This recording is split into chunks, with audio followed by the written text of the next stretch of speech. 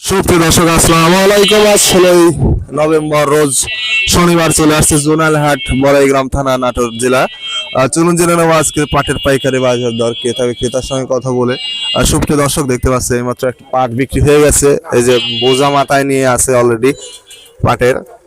চলুন জেনে নেই কত টাকা দাম বলেন। অলরেডি একটা স্লিপ নিয়ে কথা বলতেছে।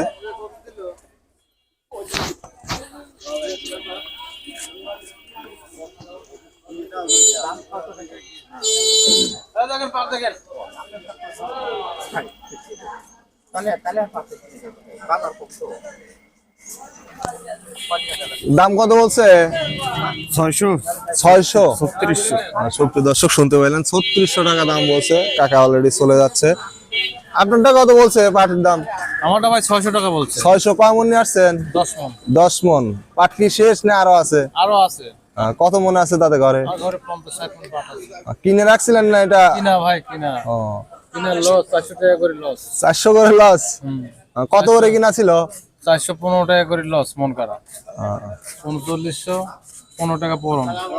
আচ্ছা সুপ্রিয় দর্শক শুনতে পাইলেন, বড় ভাই পাট ক্রয় করে রাখছিলেন, এখন বিক্রি করে ফেলতেছে। এখনো 50 মন পাট আছে। পাটের কালার দেখতে পাচ্ছেন একদম ফ্রেশ কোয়ালিটির।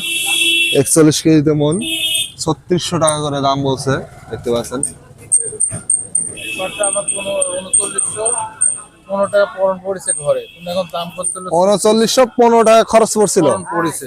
আচ্ছা এখন দাম হচ্ছে হলো 3500-3600 টাকা দাম। কত মন পাট কিনছিলেন আপনি? 120 মণ কিনছিলাম। 120 মন। এবারই প্রথম না এর আগেও কিনছেন? এবারই প্রথম আর। এবারই প্রথম। সুপ্রিয় দর্শক শুনতে পাইলেন বড় ভাইয়ের কথা। এবার প্রথম পাট ক্রয় করে স্টক করছিলেন, অলরেডি সে ধরা খেয়ে গেছে। 400 টাকা 450 টাকা পার মনে দেখতে পাচ্ছেন।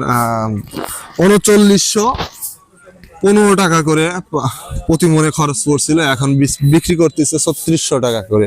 তার মানে 415 টাকা অলরেডি লস। আজকের একটা মজুরি সেটা লস, গাড়ি ভাড়া অনেক লস তার।